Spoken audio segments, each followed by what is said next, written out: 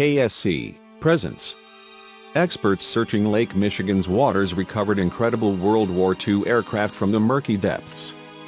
Divers working for a salvage firm are descending into the cold waters of Lake Michigan. They reach the lake's bed and locate what a previous sonar scan has identified. It's the wreck of a World War II fighter plane, instantly recognizable.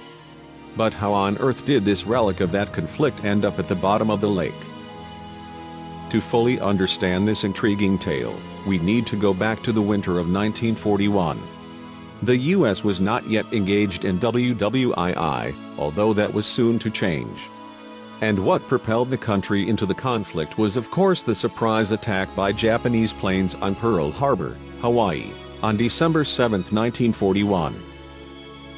The impact of the 90-minute assault was devastating. The attack put no fewer than 18 ships out of action, destroyed close to 200 planes and damaged another 159. The human toll was equally grim. Almost 2,500 died, including sailors, airmen, soldiers and civilians, while more than 1,000 were injured. President Franklin Roosevelt signed a declaration of war on Japan the next day, and 3 days later Nazi Germany and Fascist Italy declared war on America. The country was now well and truly embroiled in WWII. But the losses at Pearl Harbor had severely reduced the military capabilities of the U.S. just at the time when they were most urgently needed. Training new pilots, especially airmen who could fly from carriers, was one prime concern. But after the attack on Pearl Harbor, which so exposed that base's vulnerabilities, where could they be trained in relative safety? Somewhere more or less immune to enemy air attacks and submarine torpedoes was desperately required. Japanese submarines were sailing up and down America's Pacific coast, while Nazi U-boats were present in Atlantic waters and the Gulf of Mexico. A 2016 article in the Chicago Tribune credited a merchant seaman called John J. Manley with coming up with a solution to this knotty problem. Manley's bright idea was to use an inland body of water, away from the threat of attack, for aircraft carrier training. And where could be better than Lake Michigan? It is, after all, the only one of the 5 Great Lakes entirely located within U.S. borders. And it's big, covering more than 22,000 square miles. So Lake Michigan was ideal for the purpose. Big enough for meaningful training and as safe as possibly could be from enemy attack. There was another problem to be overcome, however. As World War II got underway for America, the U.S. Navy had 7 aircraft carriers. But not a single one could be spared from active service for training purposes. So an alternative had to be found. And the chosen solution came in the unlikely shape of 2 steam-driven, paddle-wheel passenger ships. The Seambee had been launched in 1913 and the Greater Buffalo's maiden voyage had come in 1926. When the luxuriously appointed Seambee first launched, it had been the biggest inland paddle steamer in the world, but the Greater Buffalo then took that title when it appeared on the Great Lakes. Obviously, once the Navy got their hands on those 2 vessels, the ships needed a bit of work, to say the least, before they could be used to train pilots. The Navy started by renaming them.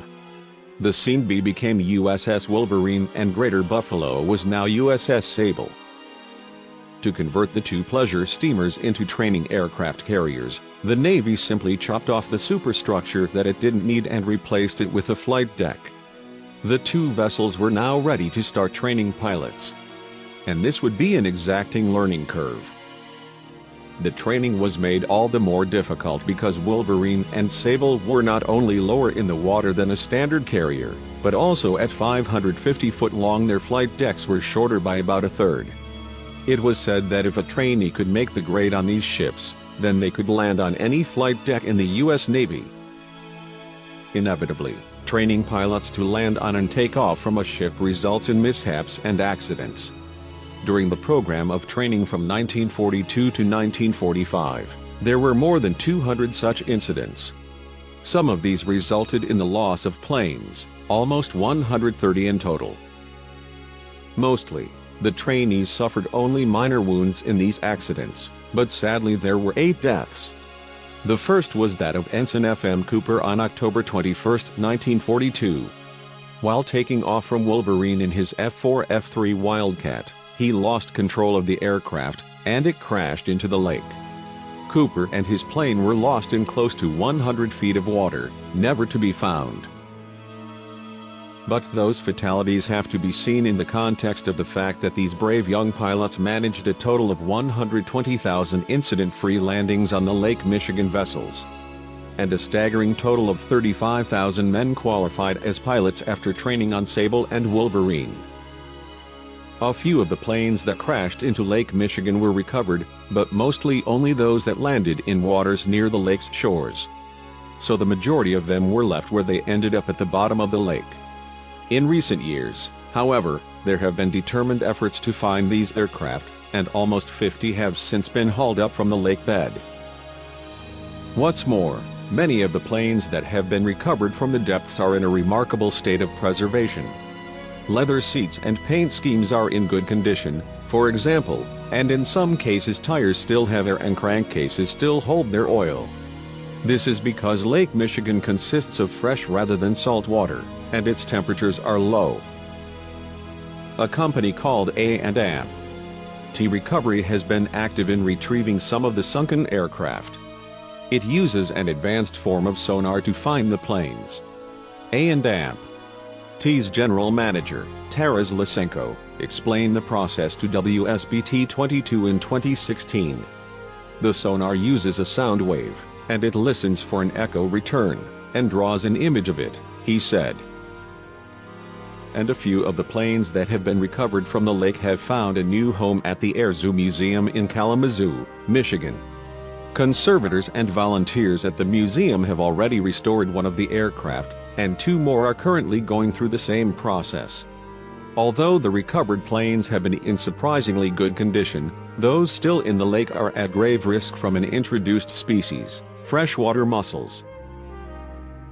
Think about all of the other airplanes that are sitting on the bottom of the lake, covered in these mussels, Air Zoo aircraft conservator Greg Ward told WSBT 22. Now, it's become almost an emergency to get funding and get these airplanes recovered, before they get turned to dust underwater. Let's hope money can be found to save these extraordinary World War II planes.